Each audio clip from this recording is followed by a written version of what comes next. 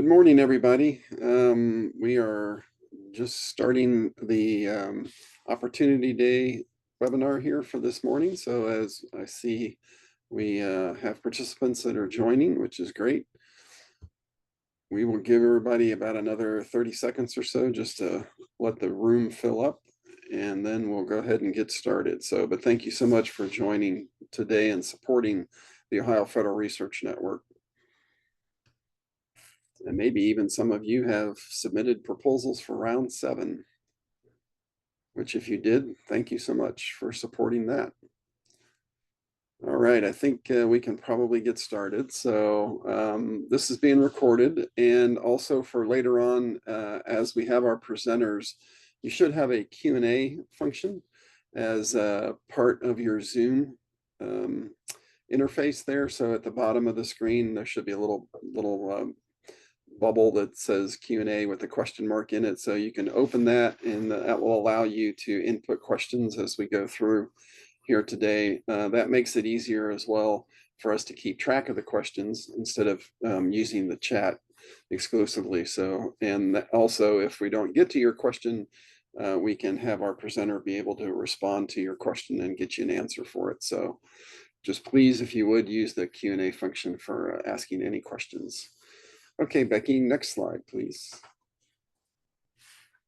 Here's the agenda for today. So just a really very brief overview of the Ohio Federal Research Network for maybe anybody that is new to joining and isn't familiar with what we've been doing for the last 10 years.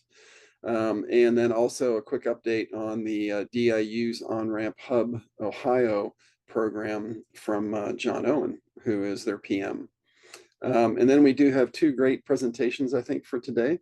So one is from Air Force Research Laboratory, Senior Cognitive Scientist, Chris Myers, and the other is from our Director of Cognitive Research and Deputy PM at Parallax Advanced Research, Mary Frame, and I'll give you a little more detail on their background here as we go through the program this morning. And as always, we have our opportunity review by our amazing Parallax Advanced Research intern to OFRN, Morgan Buck. And then we'll just do a quick wrap up at the end if there's any further questions. Next slide, please. So the Ohio Federal Research Network, the construct, it's a wholly funded program through the state of Ohio, specifically the Ohio Department of Higher Education.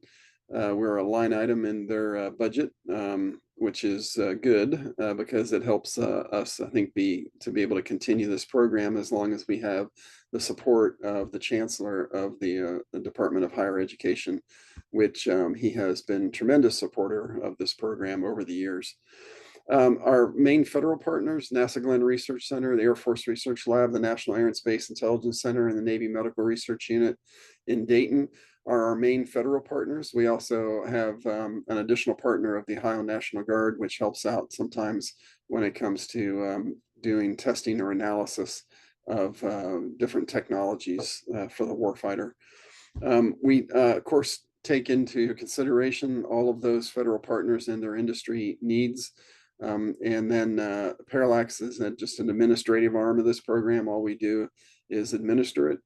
We have 2 independent review organizations, our Technical Review Council and our Executive Review Board, that are made up of individuals from academia and industry around the state of Ohio that manage the selection process when it comes to the funding rounds, which, as I just mentioned, we're in the middle of, excuse me, we're in the middle of round 7 right now.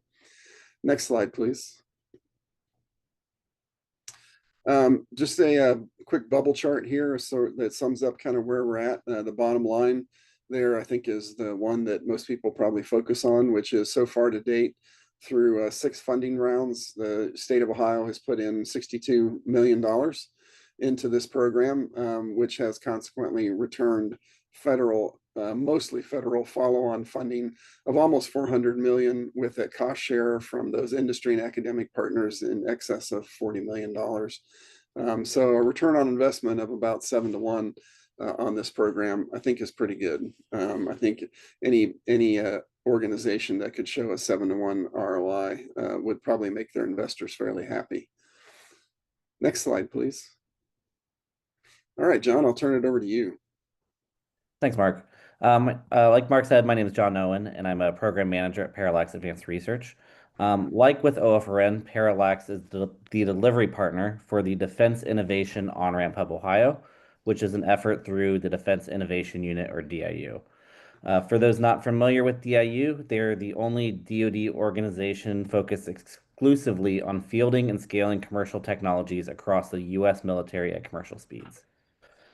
Defense Innovation On-Ramp Hubs serve as an open door to the DoD, where academics, companies, and entrepreneurs can learn how to enter the defense industrial base, discover how to access government programming and funding, and engage in national security events and opportunities.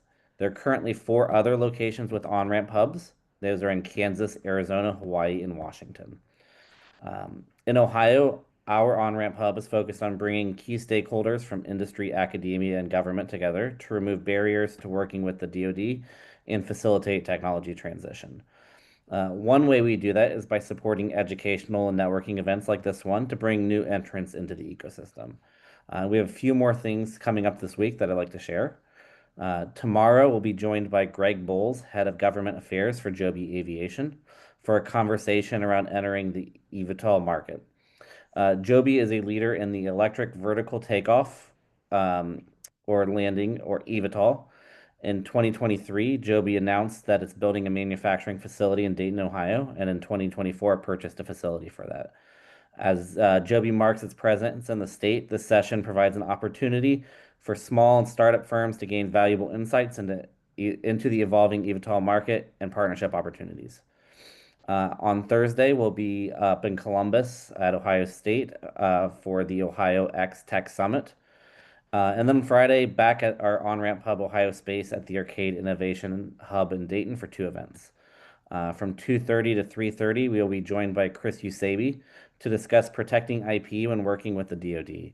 The talk will focus on emerging technologies in the unmanned aerial systems, or UAS, space, exploring evolving technology landscapes, critical supply chain considerations, and strategies to ensure your innovation remains secure and commercially viable.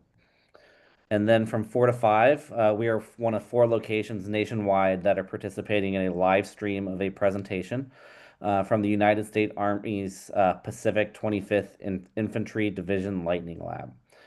The intention of this live stream is to connect the 25th Lightning Lab with industry partners who can support their requirements for UAS manufacturing, components, and supplies, as well as building relationships with industry partners. The IP session will be hybrid. However, the live stream with the 25th Infantry Division can only be seen at the on-ramp hub space in Dayton. I'll drop links for these in the chat so you can register for those if you're interested. And with that, back over to you, Mark. Thanks, John. Appreciate it. Yeah, and anybody that's not really familiar with the OnRamp Hub program that we have here in Ohio, I really encourage you to reach out to John and talk to him, especially, of course, if you're a small business. But even if you're an academic partner, it's always good to make these connections with DIU because of funding opportunities that they have that are available periodically through their programs that are out there. In fact, I actually just saw this morning an article about DIU opening up a new funding round on counter UAS opportunities. So if you have interest or are working on technologies that might be associated with that, encourage you to take a look at some of those opportunities.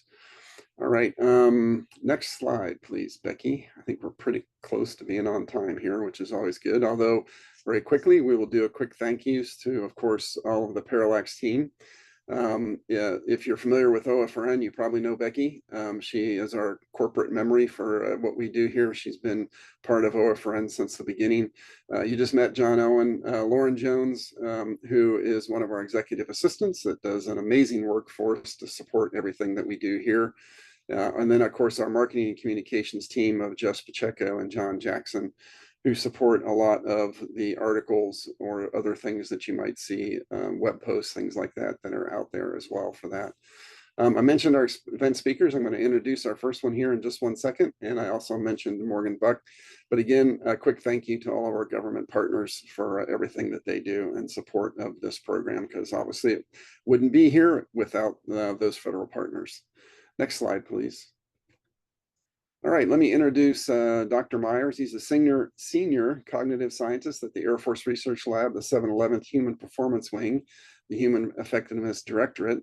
He's an experienced computational-oriented cognitive scientist who leverages modeling and simulation to improve the foundational understanding of human cognition and to develop novel applications for the Air Force. His research agenda is manifest across two broad areas of current research: integrating models of psychology with models of cognition and formally representing human performance models using a model-based systems engineering approach for the integration of human representations across the Air Force digital engineering enterprise. He's also a visiting professor in the computer science and engineering and psychology departments at The Ohio State University. Dr. Myers, I will turn it over to you.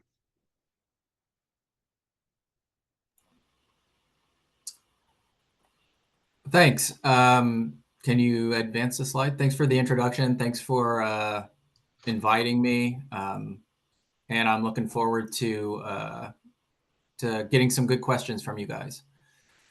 So this is work that I've been doing with a whole group of folks. Myself, along with Lieutenant Colonel Jay Driggs here at the Air Force Research Laboratory.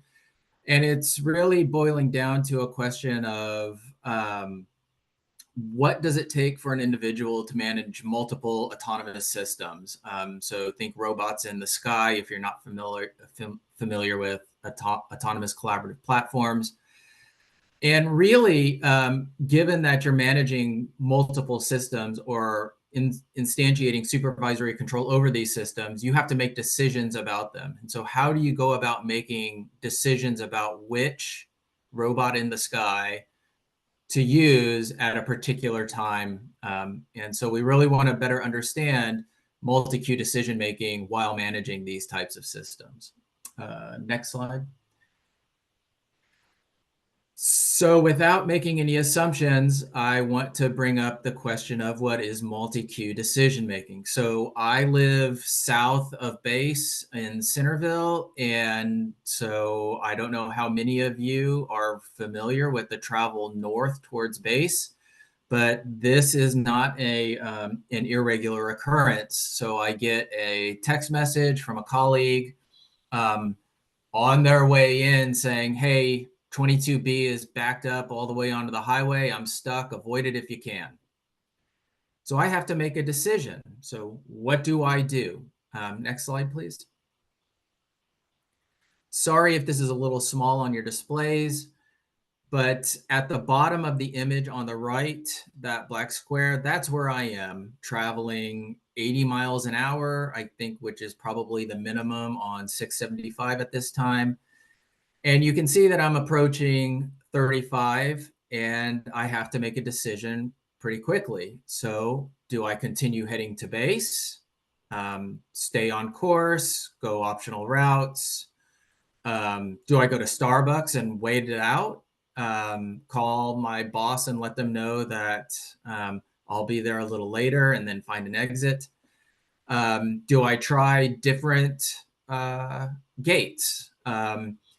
And all of this decision making, as I mentioned before, is under time pressure, right? So as I'm going 80 miles north, I'm about to lose one of my options, which is getting on 35 and taking the national exit that you see is would be a 28-minute route over 16 miles. So how do I make this decision? How do I know where to go? Well, cues about my options help provide me with information on making determining a solution. So how long does it take me to get to my alternative? How much fuel or what is the distance to that location? What is the wait time associated with that location? And what is the distance from the gate I'm coming into and my office? All of these are information I can use to make a decision or cues from my environment on what selection to take. Next slide. So we're asking these same type of questions empirically of a pilot managing multiple autonomous collaborative platforms and managing them from the cockpit. So during a mission, they may have to make a determination about using an ACP, and using information from the environment and the states of those ACPs will help the pilot make a decision about which ACP to select. We're doing this in two broad ways, complementary empirical approaches. The first is from the cockpit, where we have a high fidelity simulator that I'll show you an image of here in a few slides. And you're flying in a next-gen fighter using HOTAS, hand-on throttle and stick. And there are pros associated with this, such as it being high fidelity, high face validity, and high operator relevance and participation. So you're getting information from the people who are going to use these systems in a very similar environment. The cons are participant recruitment. That's a small population to begin with, and getting a large enough sample is a challenge. Reduced environmental control. They can fly all over. They can make decisions that you may not have anticipated they would make, and that's just part of the world. But it's also difficult to model. So how do we develop computational models that can play the same role in this task to really get at the crux of our research question, which is decision making under uncertainty using cues? We're also doing this from the desk, where we have an isomorph task developed that's a pizza delivery task. It has all the same independent variables as from the cockpit, but it's far easier to recruit participants. We have maximum environmental control, and it's far simpler to develop a computational model that does the same task and makes predictions about the phenomena of interest. And the cons are, of course, low fidelity simulator, low face validity, and low operator relevance. I'm only really going to speak in detail about from the cockpit study that we're running, or actually just completed data collection last week. And then there's a third tier to the, or a third leg to the stool on data-driven human-machine interaction optimization. So we've developed a cognitive task analysis from tasks required to complete the study from the cockpit, and the data that we've collected from pilots executing the study from the cockpit will be used to specify distributions of behaviors in terms of response times and likelihoods of failures in a cognitive task analysis that will then be able to computational task analysis, which is essentially a stochastic activity network, if you guys are familiar. That will then allow us to run critical path analyses to determine what lies on the critical path, what can be made such that the pilot can do these processes in parallel, what impact does it have on the ability to perform the mission, so on and so forth. In order to improve the interface and the processes, a pilot will have to manage while controlling multiple ACPs from the cockpit. Next slide. All right, so specifically managing from the cockpit. First of all, just flying a 5th gen or next gen aircraft is no easy feat. Pilots go through training for years and continue training into their deployment on flying these aircraft.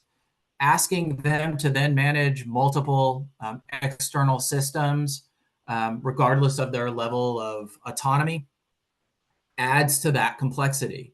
And so these complexities may produce increased cognitive load in the pilot, impaired situational awareness, as well as time on task fatigue, just getting overloaded for such a long time that it's very difficult to continue to pay attention and manage your tasks appropriately. All of these things lead to suboptimal decision-making. And so what we know about suboptimal decision-making, especially under time pressure, is that decision makers prefer faster access to information, even if it's inaccurate, as well as error or failure often occurs through least effort strategies. And so what ends up happening is, even though these pilots have been trained in a particular process for making decisions in their tasks, they may shift from a specific trained strategy to a simpler or potentially heuristic-based strategy that may be increase the likelihood of error or less likely or reduce the likelihood in mission success. And so one of the, I guess the paradigm or the perspective we take is that interactive behavior in these types of systems really stem from, embodied cognition, what we bring to the task itself, or in this instance, the mission that has to be executed, and the artifact required for us to complete this task. So in this example, an ACP, an autonomous collaborative platform command interface, the loadouts associated with the different ACPs, as well as the standard cockpit management requirements for ownership.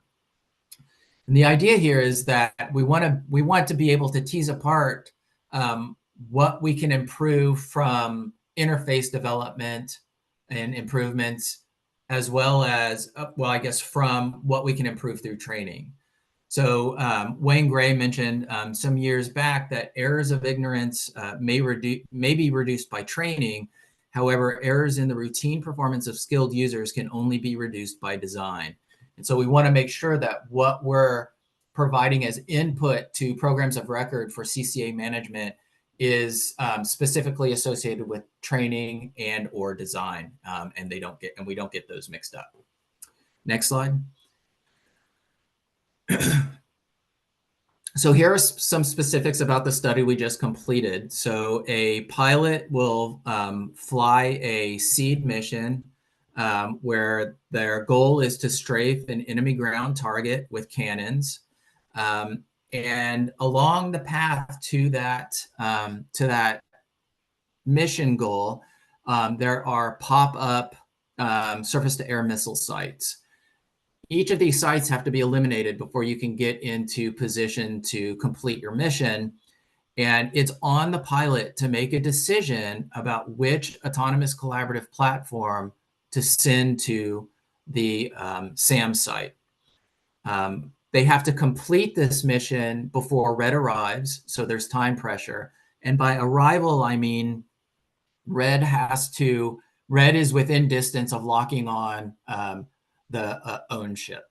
So you have to have egressed before they arrive and are capable of doing that.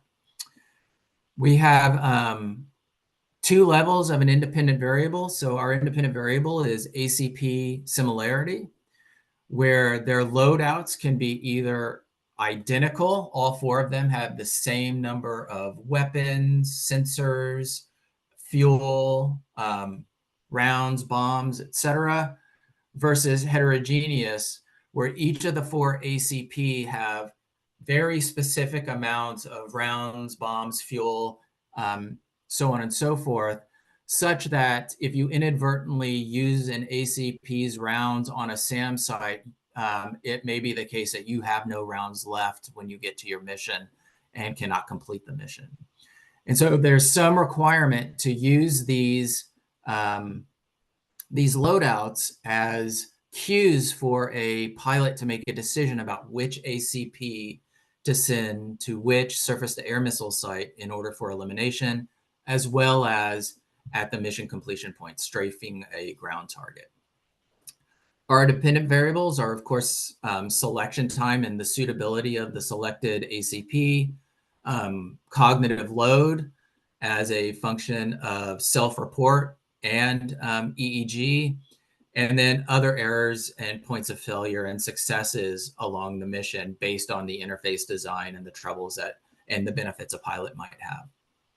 Next slide.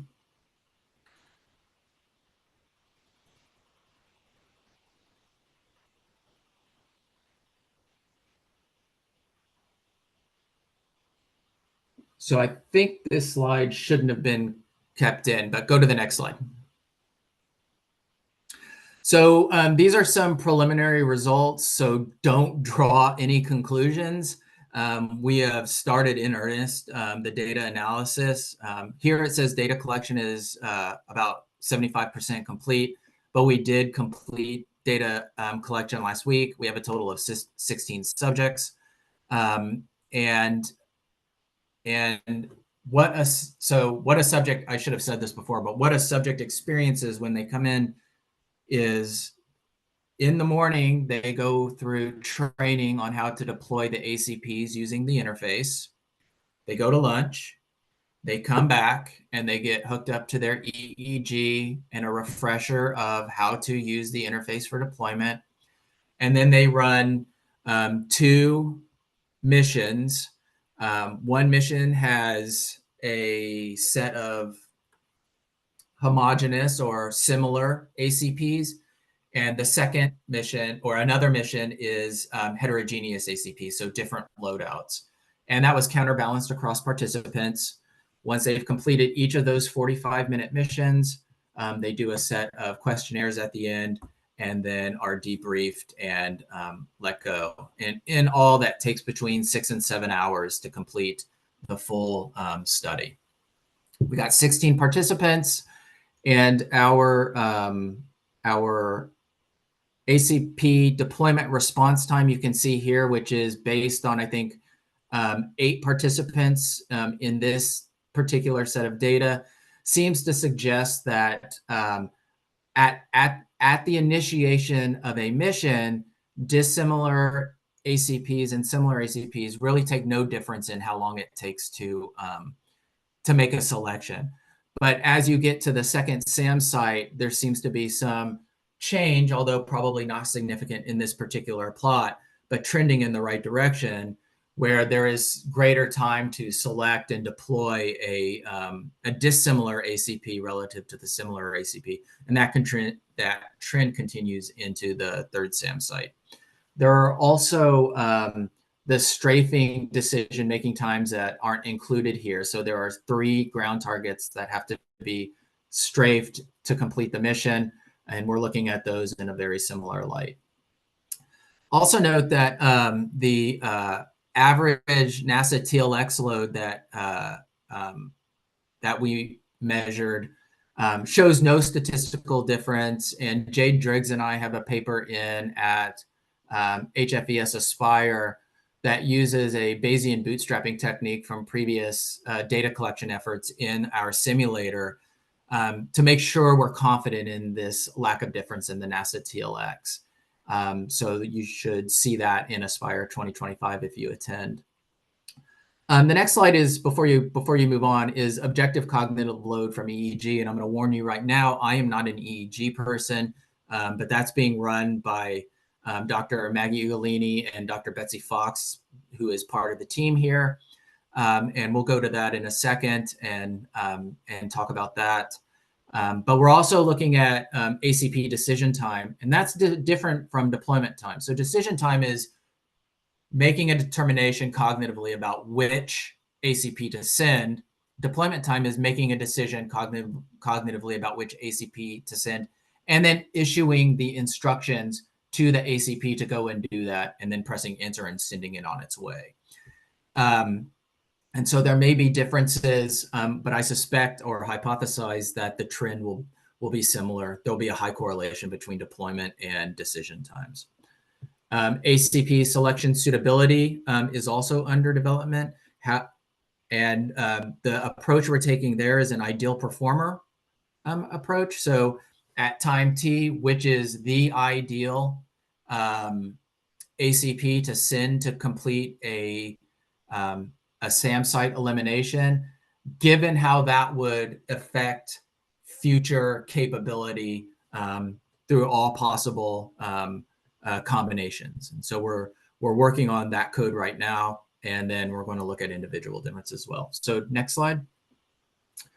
So these are the results from the objective cognitive load measures through EEG.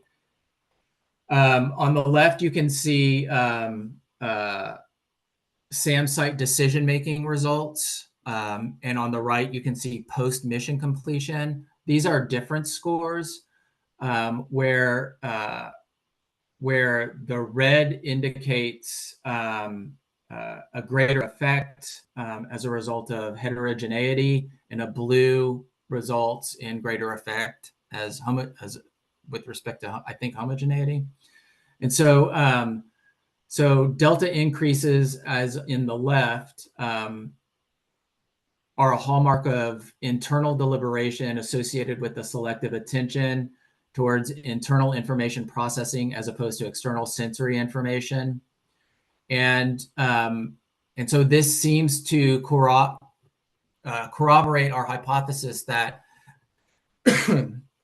that heterogeneous or dissimilar ACPs would require greater internal cognitive processing, increasing cognitive load in the decision-making process. And this contradicts to some degree the NASA TLX results currently. We have just started data analysis. So again, take these with a grain of salt, but this is something we're looking out for. But this isn't a rare occurrence. So we see this in the literature on a few instances where EEG signal seems to suggest heightened cognitive load, and during those periods of heightened cognitive load, reductions in performance, whereas in that same task, the NASA TLX doesn't seem to be sensitive enough to detect those differences, as it's typically administered at the end of a mission or a task and is a recollection of how an individual perceived the mental load as opposed to what was occurring at the time objectively. On the right is post-mission completion, and this was a bit of a surprise to us. So after a mission was completed, we see that people who had just completed a heterogeneous ACP mission have beta power and gamma power increases in the left frontal topography that often occurs under fatigue states and an effortful period of visual learning, as well as gamma, which is implicated in a broad range of cognitive functions relevant to the task that they were completing, including the maintenance of representation and working memory, and facilitation of feature binding and selective attention. So this seems to suggest to us that after the mission, they're still working through what it is they did and how they made decisions about the ACPs that were dissimilar. But there's a lot more work that needs to be done with this. So we're just teasing that right now. So next slide. This is essentially my wrap-up slide. We've completed a cognitive task analysis, and we've developed an isomorph task, as I talked about up front. And we're leveraging those for an optimization approach to the HMI, the human machine integration. Our next steps are to complete data analysis, of course, and to take what we've learned into another study called Mindset, which is a collaboration with a sister division, the biosciences division here, where we take the same type of task and simulator and put it into an altitude chamber and bring a pilot to 17,000, 18,000 feet, where they have to wear the O2 mask and use the same onboard oxygen generation system that pilots have to employ, as well as be exposed to F-35 engine noise within the altitude chamber, all while they're doing this task, to see how more realistic physiological stressors affect their ability to make decisions and evaluate how changes in cognitive load occur as a result of these physiological stressors. And with that, I'll go ahead and wrap up. So if you go to the next slide, I just want to thank the team. So it's a rather large team, as you might expect. There's lots of expertise requirements, from acoustic engineering to cognitive science to machine learning, computational modeling across both physiology and cognition, as well as statistics and EEG. So thanks. I hope I hadn't gone over too long. Much appreciated. Thanks so much. Question. Yes, thanks so much, Dr. Myers. Appreciate it. If you have any questions, you can please put them into the Q&A for Dr. Myers. I actually have a couple questions, but were the 16 participants, were they all individuals that were used to the cockpit that you were using? In other words, were they pilots or? Yeah, that's a great question. So all of them had flight experience. So that's not exactly what you're asking. Um, the first 8 pilots, I believe, the first 8 participants were all pilots, fourth and fifth gen pilots specifically, but we ran out of opportunity. We couldn't get more of them. And so we went to our SMEs who helped develop the scenario and asked, would WIZOs and CISOs be able to do this task? Because the piloting aspect of the task is really fly by wire. It's not maneuvers. So you're just going to this waypoint and then making a decision about what to do next. And so they were confident piloting wasn't the issue, and so we extended the requirements, or expanded the requirements to participate, or loosened the requirements, I should say, excuse me, to participate. And then the second half of the participants were pilot experience backseaters or ABMs, so command and control people, but not fourth and fifth, on top of fourth and fifth gen pilots. So it's not solely them. One of the things we'd like to look at is to see if there's any differences between those two groups. But the sample size is so small just because, as I mentioned before, getting a large enough sample from a small population is just a challenge, and we're working towards ways of improving that. Excellent. Good question. Yeah. I do have we have a question here in the Q&A for you, but just a quick, not a question follow-up, but if you're looking for participants for these kind of projects, feel free to reach out to us with our connections, obviously, here in Ohio, with the Ohio National Guard and the surrounding states. We can probably help you out with participants for these kinds of projects. That's fantastic. So if you don't mind, based on that, let me give a small plug here. We're standing up a study right now, as I mentioned, called Mindset, that's in an altitude chamber. So we need altitude chamber rated pilots, so people who are approved to participate in an altitude chamber that are fourth and fifth gen pilots.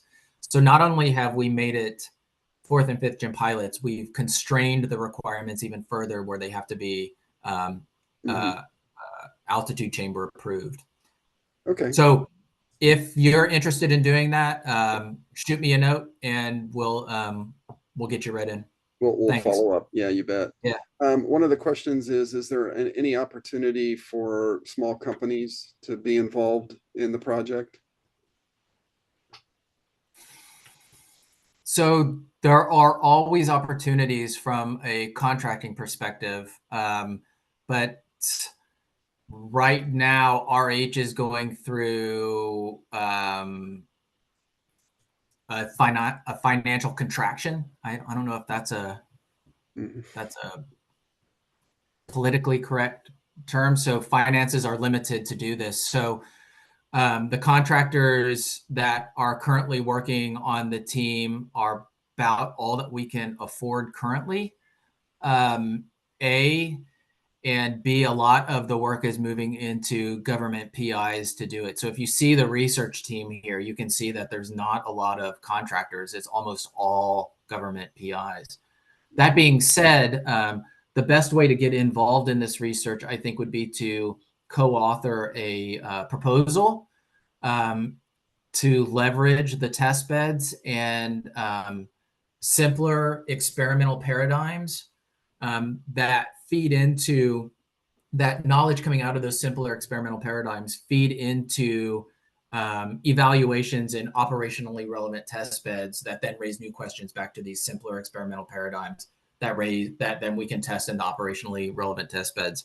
And so there's lots of questions surrounding how pilots and air battle managers perform supervisory control of autonomous collaborative platforms. And we are only scratching the surface. I'm sure all of you out there can think of lots of different things that I haven't touched on that need to be determined in order to make these types of teams successful. Communication, right, is one. Handing off ACPs between pilots and what those processes are and what that does to a pilot in terms of managing and remembering CCAs inappropriately.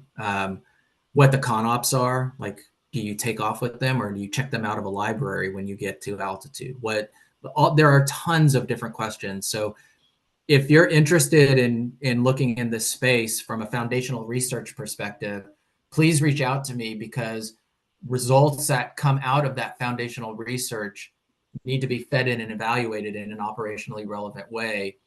And we can help guide the foundational research from the perspective of program offices and the gaps in requirements that they have, to make sure that the foundational research you're doing is filling a gap, tested in an operationally relevant environment, and then handed off to those programs of record. Excellent. Okay, great. One more, maybe just if we can get a quick answer from you, that may not be possible with this question, but I'll give it a shot, was how do you think handling contingencies, examples would be like equipment malfunction, would affect the workload and decision times as the individual is processing, moving through the different SAM sites or things like that? In other words, do you think it would be additive or multiplicative on the trend that you've already observed? So I'll keep it short. I think it'll be multiplicative at the minimum. So we see there weren't actually any failures in the systems, but there were bad decisions made, and that was perceived to be a failure by the pilot. And seeing them go through and try to sort that out and fix that problem, which was just a bad decision made up front that trickled into problems in deploying an ACP through the interface, they go off the rails, frankly. And so they lose a ton of time trying to sort that out. And now if it's a real equipment failure, I can imagine it's only worse. All right, great. Thank you so much. Appreciate Thanks for the questions today. Yeah, absolutely. So next slide, please, Becky. And if you do have any additional questions, just please put them in the Q&A and we'll try to do our best to get an answer for you as well. So next slide. Okay, all right. So let me introduce quick Dr. Mary Frame. She's the Director of Cognitive Research at Parallax Advanced Research. Her primary research efforts support the Joint All-Domain Integrated Intelligence, Surveillance, and Reconnaissance Group at the Air Force Research Laboratory. Her research expertise focuses on cognitive neuroscience, human factors physiology, human-machine teaming, mathematical modeling of higher-order cognitive processes, and decision-making. So Mary, I will turn it over to you. Thank you so much. Awesome. Thank you for advancing the slide. So thank you all for being here. I'm going to be talking to you today about a bit more of a general topic, sort of a general conversation of human-machine teaming, what that research sort of entails sort of comprehensively, what the kind of current state of the art is, a couple of examples of ongoing projects, which will be discussed at sort of a 30,000-foot view, in part in the interest of time, and then also in part because, they're ongoing research. And I'd like to end this conversation by talking about sort of where are we going with this? Where is human-machine teaming moving, given the advances in technology, particularly with like AI systems, that sort of thing. So next slide, please.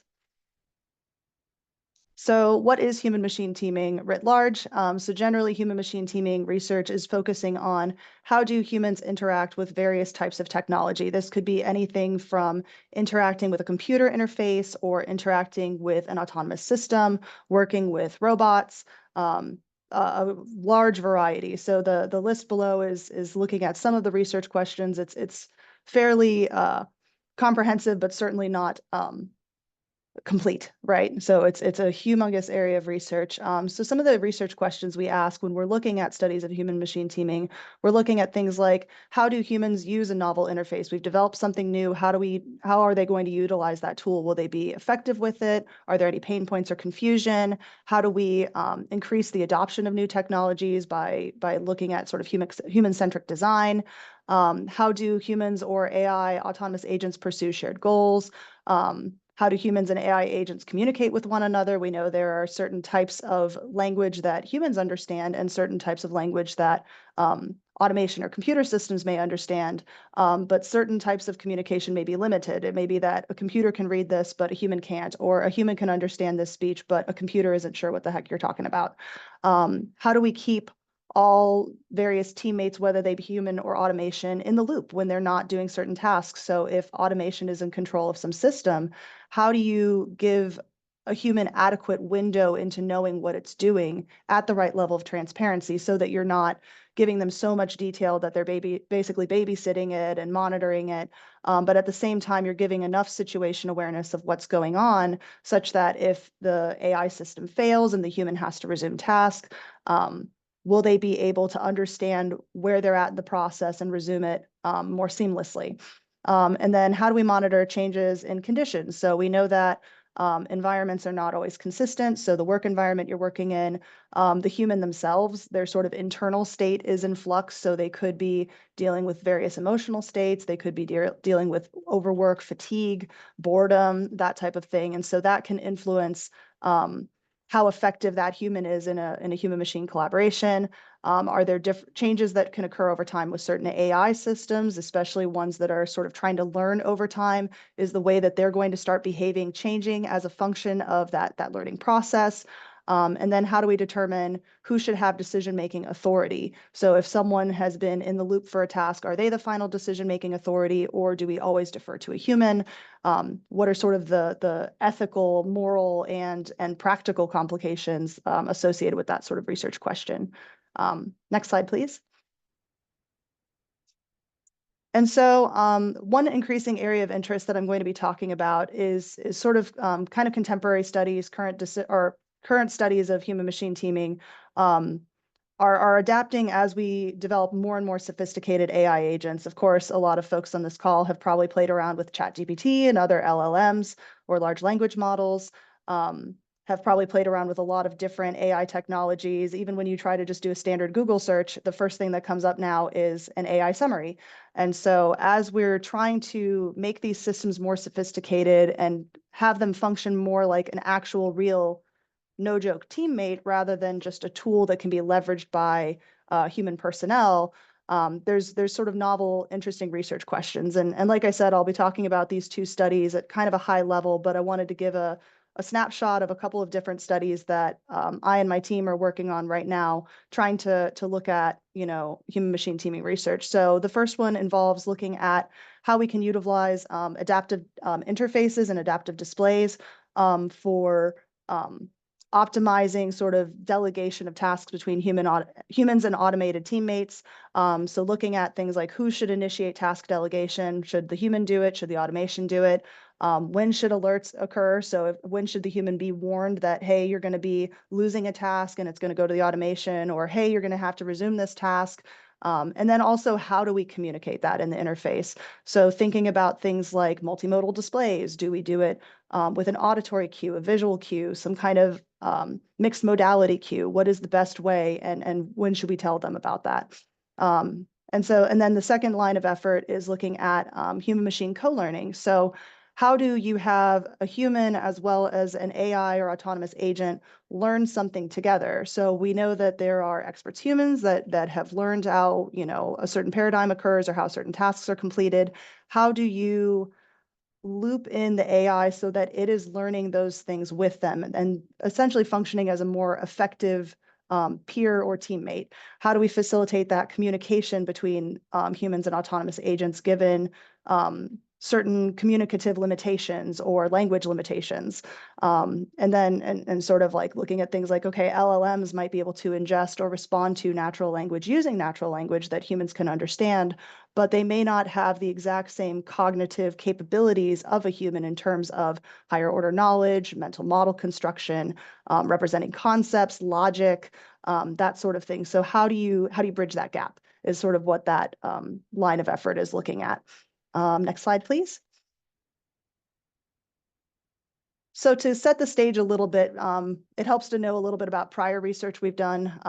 As I talk about the first of those two active studies, because I'm going to be using certain terms, and it helps to know what I mean by those terms, because they're terms that are kind of terms of art. In the past, what we've done is we've looked at multitasking studies. So if you've got one person managing multiple tasks that are happening simultaneously, how do you effectively allocate between humans and automation, given that a human or automation could be doing that task, but that they're not going to be perfect at that task all the time, since of course, if the automation could do it themselves, you would just allocate it all to automation. So looking at tasks where an automation may not be able to perform perfectly and a human may not be able to perform perfectly. And what we did is we developed a system that we call the autonomous manager. And what an autonomous manager is essentially something that can monitor ongoing performance of any given subtask, as well as overall task performance, whatever way you need to compute that, in order to allocate and reallocate tasks dynamically based on those changes in performance. So if human performance is starting to tank, it will allocate that particular subtask that is causing the most problems for the person to an automated system to try to sort of optimize that balance and improve overall performance. And our initial studies with human subjects is we found that this type of system substantially improved overall task performance and did so relatively quickly. It did so within about 2 to 3 trials and was able to maintain that sort of optimal level of performance given the constraints of the task. Next slide, please. And one task that we developed as a function of doing this work is we developed a task environment called the ISR MAP-B. So it's sort of an isomorph for intelligence, surveillance, and reconnaissance tasks. It is not exactly super high fidelity. It's sort of more basic cognitive tasks, but it's emulating a lot of the cognitive processes that are involved in ISR. So in the bottom left-hand corner, there are things like a psychomotor vigilance task, which basically presents a target to participants. And then there's a visual search task where one has to report, is this target embedded in this visual image or not? There's an auditory search task where you listen through different radio channels or simulated radio channels and determine, is it present or absent in this list of radio channels? And then there's an integrated decision-making task that involves putting together the responses that were given for the visual auditory search tasks, as well as an additional cue to come to an integrated decision. And the reason that this is being introduced is because in our current study, we are utilizing this ISR MAP-B as a tasking environment. Next slide, please. So what we're looking at in the current effort is looking at human physiology, so looking at EEG, cardiac metrics, respiration, and various indicators of workload, because we're interested in seeing how can we improve performance as well as optimize workload and have people not be overworked as a function of either having or not having the autonomous manager. What is the impact of the autonomous manager on that? In conjunction with this, we are doing a variety of online studies, so ones that we can essentially deploy through cloud research, so we can do more rapid prototyping of interfaces and essentially test things like the impact of who is switching tasks, when are they switched, how is it switched. Those are much easier for us to deploy via online studies rather than needing in-person requirements and having a full, outfitting with EEG and all of that work that's involved. It's a very slow process when you need to collect a lot of physiology data for folks. And sometimes you need information about how should I optimize my display with much more iterative and fast-paced deployment of studies and collection of data, which is why we're running these two things sort of concurrently. Next slide, please. And we do have some analyses from our initial sort of virtual online study where we looked at, in particular, who is the person who should make the task delegation decision. When someone is doing a multiple tasks, should they themselves initiate switching to automation when they become overwhelmed, or should we have some kind of autonomous process, whether it's based on performance or based on random time intervals? And so those were the 3 conditions we tested: either automatically switching, from a human controlling 3 tasks to only 2 and allocating 1 to automation, either as a function of performance at a random interval or the user initiated it themselves. And what we found is that even when people are performing really poorly, they do not allocate tasks to automation. Even when they're given the opportunity, even when we provided feedback, they were reluctant to allocate the task to the automation. They were more likely to, of course, when they were getting feedback that their performance was poor, but when they were not given any kind of feedback, a very small proportion of the sample, I think about 15%, were actually willing to reallocate the task to automation, and their performance was worse. So they did the best when the automation initiated switching and when it was performance driven, compared to either a random interval or if the human was required to sort of self-monitor and allocate the task or keep track of visually displayed performance feedback and allocate. In our second study right now, what we're going to be looking at as sort of our next question is, when should participants be alerted of impending task delegation, whether that is that it's going to be delegated to automation or that it's going to be delegated back to the human.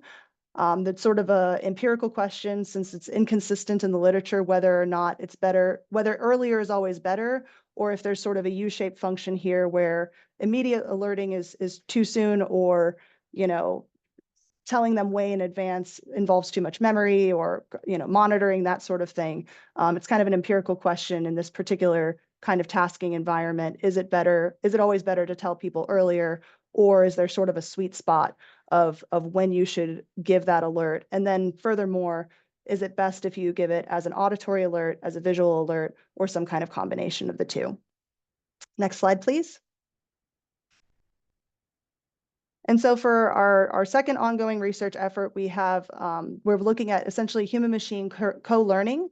And so the goal of this was to understand, how do you develop an AI agent that can think more like a human and communicate like a human, that can understand what is the task that we're performing and we're trying to work on together? Can it understand various teammate roles? Can it communicate about those roles? If someone needs to leave or is tasked with something else, who can fill in the gaps? And can the AI system identify that the way a human expert on that team would be able to?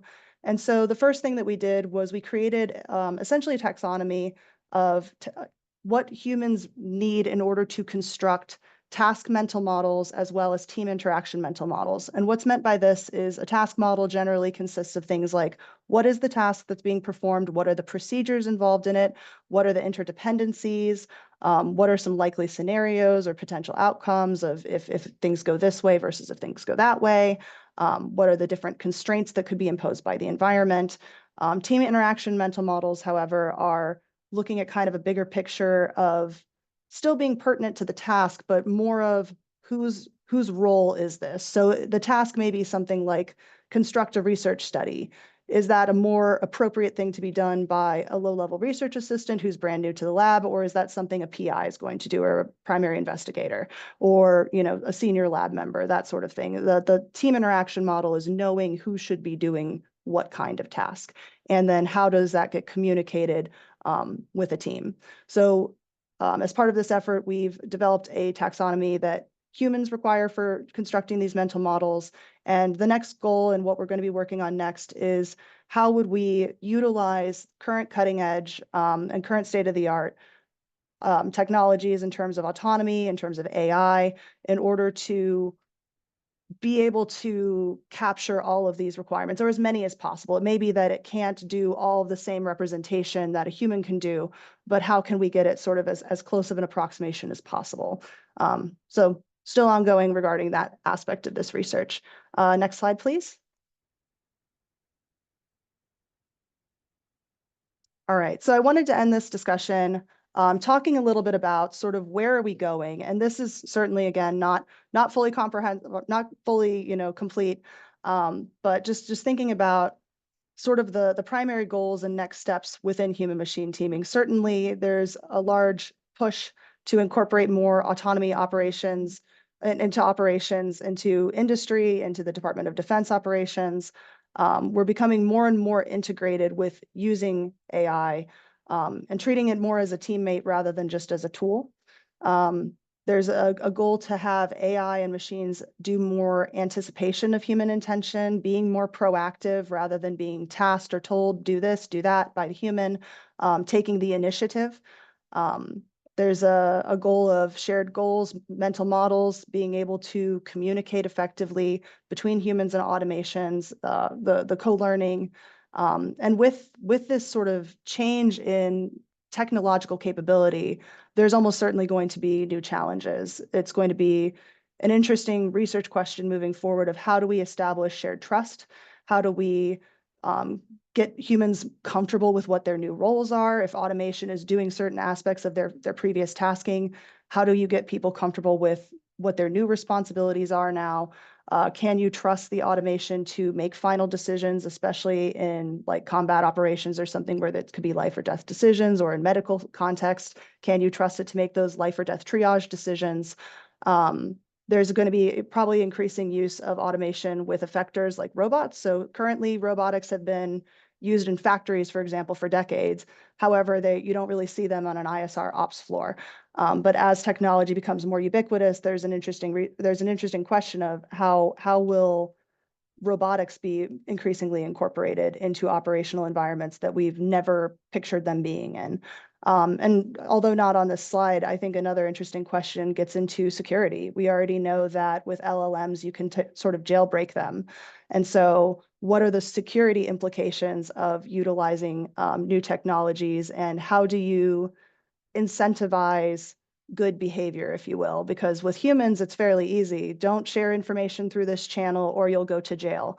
Do not, do this type of work this way or you will get in trouble or you'll get fired and your livelihood will be taken away. These are things that you can use to incentivize humans to have good behavior, whereas there's not necessarily a good proxy of that for AI systems because they're not as cognizant of their own existence, or they don't have families they need to feed, and therefore their livelihood matters to them.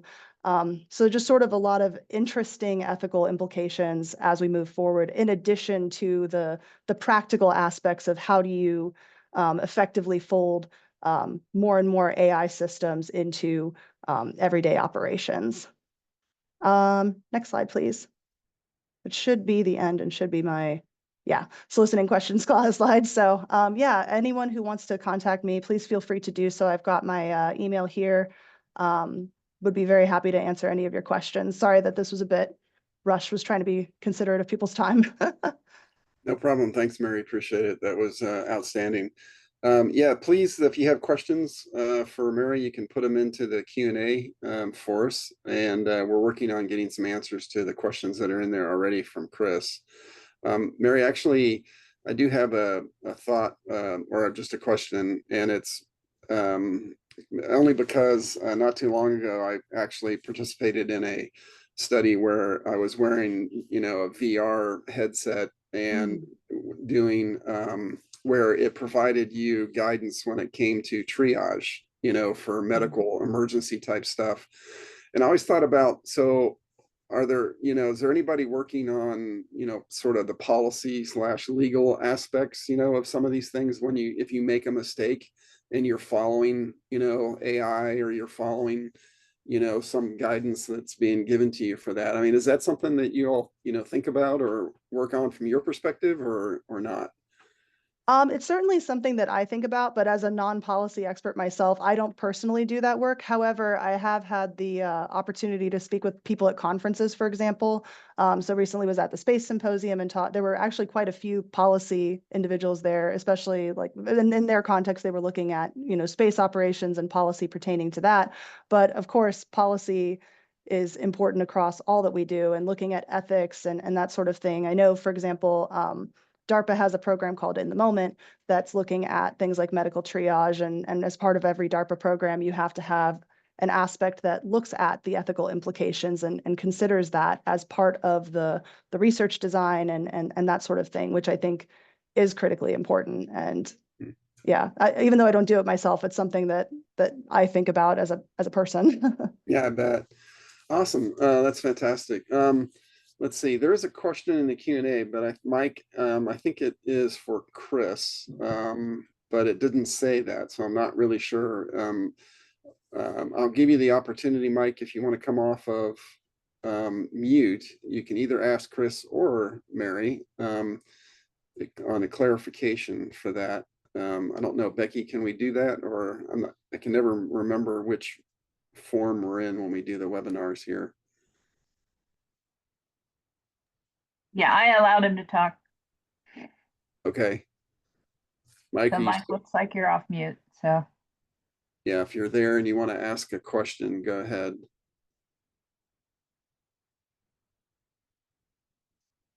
Although we can't hear you, so I don't know if you have to be double unmuted. If we have to unmute you and then you have to unmute yourself, I'm not sure. If not, that's okay. We'll do our best to get an answer for you. And can you hear me now? Oh, yep, we got you now. Can you hear us? Can you hear us, Mike? Can you hear me? Yes, we can hear you. It's basic for what's going on around them. There's so much activity, AI in the Defense Department now. Is there any coordination as far as for figuring out AI roles for different positions in the military, whether it's a warfighter on a striker vehicle or whether it's a pilot? What's the coordination? How does someone find out what all is going on? Is there any website? Is basically Parallax trying to coordinate that, or how do you, which things can people tackle and with who, I guess? That's a great question. Mary, you want to take a shot at it first? Yeah, I can do my best with this. This might be something where Chris Myers, being on the other side of the fence, might be able to give a little bit more detail into. I am not familiar with any specific like repository or anything like that that's looking at the like fully cross-coordinating and integrating AI. Of course, it's something that each branch, each department is doing their own research, and a lot of it does have, is overlapping, and there's certainly opportunities for disseminating that research, conversation, cross-pollination at various, for various teams. But I'm not sure of any actual like top-down coordinated effort to come up with something like that. I don't know, Chris, if you have any input on that. Yeah, thanks, Mary. I tend to agree with her.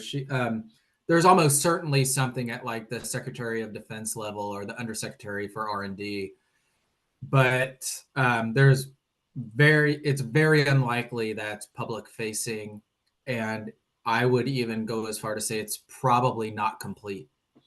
So there is an AI strategy, I think, is what a DoD AI strategy is basically what you're asking about. But I don't have all the details of that, and I don't think anybody but a select few have all the details of that. But that being said, there's lots of opportunity to see where AI and computational modeling of humans or teams or whatever is being requested by the Department of Defense through calls for proposals. So DARPA is asking for particular capabilities in AI and human-machine interaction. All of the Defense Department foundational research organizations like Air Force Office of Scientific Research, Office of Naval Research, and Army Office, ARO, Army Research Office, have programs that are focused on this. But then it goes even deeper. So for instance, in our directorate at AFRL, we now are using or have access to large language models on our constrained networks. And in IRB protocols, it's asked what parts of AI were used to write the protocol. So it's getting it's not just at the pointy end of the spear that AI is being implemented and integrated. It's the entire length of the spear, and so there's a massive number of opportunities that you could get involved or benefit, say, the military, for example. I mean, the limit is your imagination at this point, I think. Excellent. Thanks. Question for Mary. As far as it sounds like what you're doing could be adapted to any type of operation. Say a worker in an assembly plant with making decisions, et cetera. Do you see the commercial potential of what you're doing getting out there through Parallax? As far as what's the mechanism, what do you see going on with your technology after you get done or optimize the program you're on now? That's an excellent question. So first of all, I would absolutely agree. I think it's got a ton of potential industry implications. As you said, it could be assembly lines, it could be medical applications, there's space domain applications, which sort of span DoD and non-DoD applications, since there's a lot more commercial interest in space travel now and commercial space interests. These sort of principles of human machine teaming, like studying human machine teaming, are applicable across domains and across industry domains. In terms of specific opportunities, I would say from Parallax's point of view, we're always interested in pursuing those opportunities. I think there's a lot of different funding mechanisms that Mark or someone who's been working with OFRN a lot longer than I have might be able to get into the nitty gritty of some of those exact mechanisms. But certainly it's of interest to us, as a research team, because these have implications across domains. All people interact with technologies, right? At this point, it's very rare to find a person who truly lives in the middle of nowhere in the woods and has never had to interact with a computer or technology of any kind over the course of their day. It's become fairly ubiquitous at this point. So yeah, would certainly be interested in any and all industry opportunities, since these skills are so transferable, and the research findings from things like interface design have somewhat specific and somewhat universal implications, right? So there might be some general design principles that can come from it, but of course there's a degree of tailoring that needs to be done for each domain, because the specific challenges or the specific expertise of the humans using the technology can vary so much as a function of domain and as a function of task. Excellent. Great. Thanks, Mary. Appreciate it. Well, we'll go ahead in the interest of time here since we do have a lot of folks that are on the webinar. We'll go ahead and move forward. So next slide, if you would, please, Becky, into the opportunities portion of this, and I'll turn it over to Morgan to talk through some opportunities for you. And Morgan, feel free. We don't have to stop right at 11:50. So if you need to take a little longer to run through these, because I know you have a whole bunch, that's fine with me. Okay, thank you, Mark. So thank you again to our speakers. I will go ahead and go into the opportunities. I know we are kind of behind schedule a little bit, so I'll just kind of quickly go through these. We'll begin with DARPA's Strategic Technology Office. This BAA was released in November 2024, and they are seeking to receive research in distributed autonomy and human machine teaming. Eligible proposals can explore technologies like autonomous control algorithms, advanced command and control systems, and complexity management tools. The applications are due October 31st of this year. Next slide, please. The USOCOM BAA supports applied biomedical research for combat casualty care and human performance optimization. Research areas include damage control, resuscitation, prolonged field care, and stimulation control training technologies. With the projection of $10 million in program funding and individual awards of $750K or more, this is a substantial opportunity for institutions working with trauma medicine, wearable health tech, or training simulation. The BAA remains open until July 31st of 2028, providing a broad runway for multi-year projects. Next slide. This AFOSR grant supports basic research in computational neuroscience and biologically inspired AI. It welcomes proposals that seek how to decode neurons representing information, developing brain-like learning systems, or designing adaptable AI. The grants range from $3,000 to $100 million, offering remarkable flexibility depending on scope. This has no fixed deadline. Submissions are expected to be due within 3 to 5 years of its initial release of January 2023.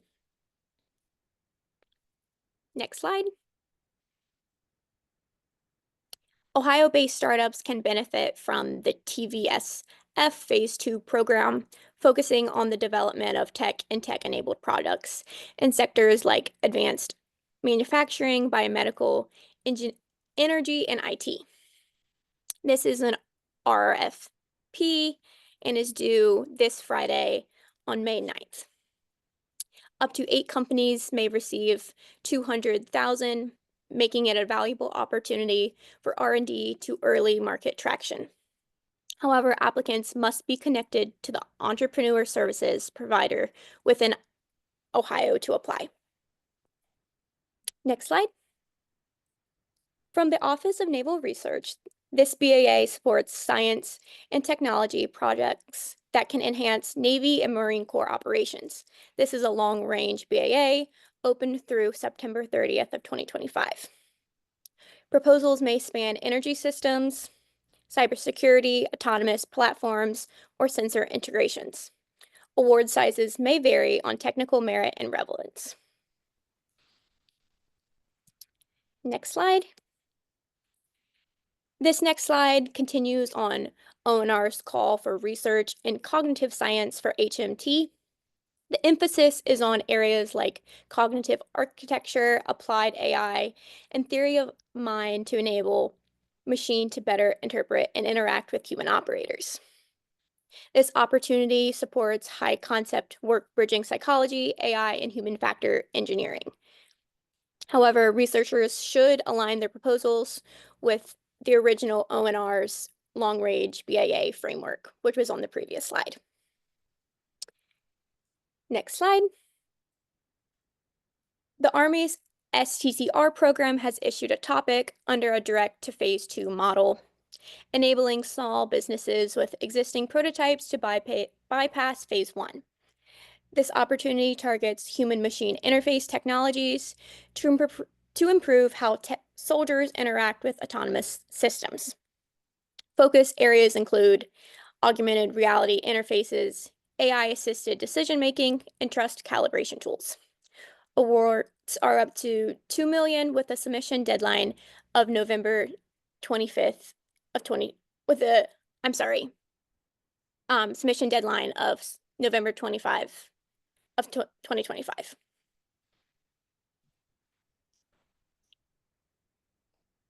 Next slide. This open topic solicitation under X-Tech Overwatch is a pre-release anticipating to be released November 18th of 2025 with a short submission window of December 11th of 2025. The eligibility includes small businesses within the US, and this call supports the integration of trusted AI, edge computing, and sensor fusion capabilities for DoD modernization, offering $2 million over 18 months. Next slide. This SSTR opportunity focuses on improving image labeling techniques for rare or sparse targets in satellite imagery. Funding is capped at $2 million over 18 months. Proposals are due May 21st of 2025, and it's well suited for startups in AI, remote sensing, or geospatial analytics. Next slide. The Defense Logistic Agency's Emergent IV BAA supports up to $5 million for advanced logistics innovation. Focus areas include IoT-enabled logistics, digital twins, and AI-driven decision analytics. The deadline extends to June 12th of 2027, allowing for substantial lead time to plan large-scale collaborative projects. Next slide. NASA's SBR Ignite initiatives opens summer of 2025, designed for startups and first-time NASA collaborators. This program provides up to $150K in phase 1 and $850K in phase 2. The initiative aims to bridge the gap between federal R&D and private investment, ideal for aerospace startups. Note, this is not a typical BAA, has not opened yet, but there's not been a due date, but it's anticipating release in summer 2025. So keep an eye out for that. Next slide. This is just a quick reminder that the pre-release is May 7th, which is tomorrow. Keep your eye out for this. For more information, there is a link underneath. Next slide. And to navigate any more opportunities, these are some sites that we have found these opportunities from. So if you're interested in trying to find any more similar opportunities, feel free to look at some of these sites.